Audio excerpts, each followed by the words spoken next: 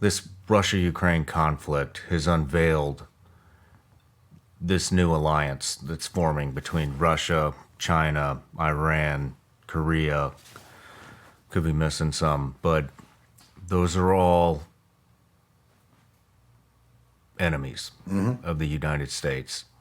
And we're seeing NATO and we're seeing this new alliance being formed. Is that alarming you at all? Yeah, I mean, Because it is me.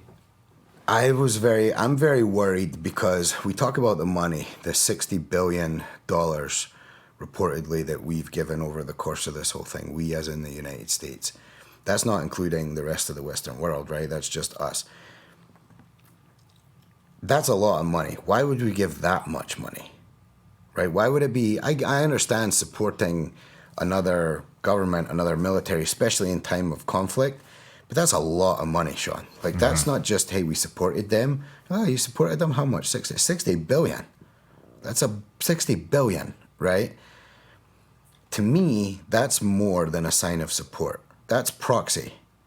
That's us fighting China in a proxy type thing. It's not even about Russia anymore, because I think if you worked in any kind of U.S. intelligence or any kind of government level, including, our elected government, you can see, based on what's come out of this conflict with Ukraine, that Russia really isn't as a big of a worry as we thought they were.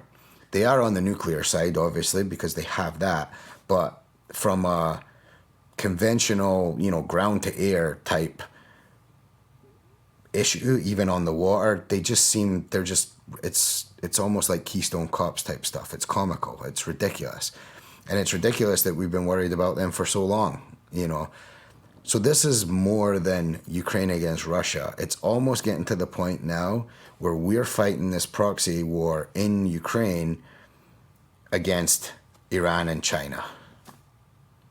And I hope the future of the United States and how we do defense of kind of our beliefs and our values and what we do on a foreign, scale isn't done by this kind of proxy type stuff. We've always done proxy stuff for a long, long time. And, even when I was in Iraq and you were in Iraq, a lot of it was like that. Many of the people we were fighting were not Iraqi insurgents. They're from Jordan, Syria, all this kind of place, right? It was a place to go and fight the Americans. But when you're talking, okay, if we have a problem with China and we need to take that problem needs to get some kind of resolution. I'm not talking about all-out war with China, but something needs to happen. I don't think our way of doing it should be these little proxy things with other nations. We should step outside and handle it like the man we're supposed to be. And I'm not talking about all-out war. I'm not a warmonger. I'm just saying, if we have a problem, let's do it. Let's not do it in Ukraine. Let's address it. Yes, and let's get it out there in the open. And if it causes some kind of geopolitical uneasiness, then that's okay. Let's have that to avoid war. And I get it. You could say, well, we are avoiding war.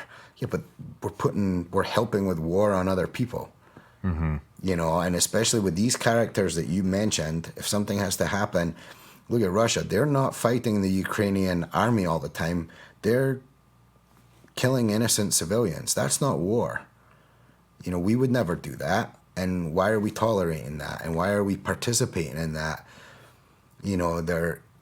Ukraine's probably going to have to give up a lot to end this thing. You kind of mentioned that earlier. That's not for me to say. Like, I know there's been a lot of American commentators being like, look, the off-ramp is very simple. Give them this, give them that, divide this up, make sure this. They can never join NATO, all this kind of stuff. I don't think it's for us to impose that on another people. To draw a line and be like, all of a sudden, you guys on this side of the line, you're Russians now. Like, it's not gym class. We're not picking teams for dodgeball, right? And I don't think we should have a say in that, and I don't have an opinion on that. But something like that is more than likely going to happen. I don't know if that just makes Russia end this thing. I don't know. I don't think so, because I don't think this is about Ukraine and Russia. Yeah. Now. A lot of people are very concerned that this is going to spark World War III. Well, I think it was about Ukraine and Russia in the beginning, last time we spoke. But again, the opportunity presents itself, and opportunists then see, You know, like if you want to talk about Iran, China, North Korea, especially Iran and China in this case, they see, oh, we can get involved in this and it's going to benefit us. You know, even on the way of, well, look, they're giving all their money to these people. That giving away $60 billion weakens our country, significantly weakens our country. And it will for a couple of generations. You don't just grow $60 billion on a tree. So helping Russia stay in this thing benefits China, benefits Iran on all kinds of levels. And if we just keep playing along, and every time, you know, Ukraine puts their hand out, we put money in there just to kind of keep this going, it's kind of like petals just falling off a flower, right? Yeah. And then who knows what happens after that. You know, the World War III thing is interesting. There's always, I think we talked one time, there's always that one little event that happens when you look back on it, whether it's World War I, World War II, that triggered the whole thing, and it didn't seem like a big deal in the beginning. Revolutionary War was like that as well. And it's like, oh, that's what sparked that whole big thing? It doesn't seem like it, right? It's not some big, massive event. It's the small one that sparks it. And then these little things that trickle after, next thing you know, it's World War II or whatever the case is. Hey everybody, I'm Sean Ryan. Click here to subscribe to the Sean Ryan Show YouTube channel for the hottest and most compelling interviews that you will not see anywhere else. I've also made a playlist of all the previous SRS episodes so they're easy to find. You can find that right here.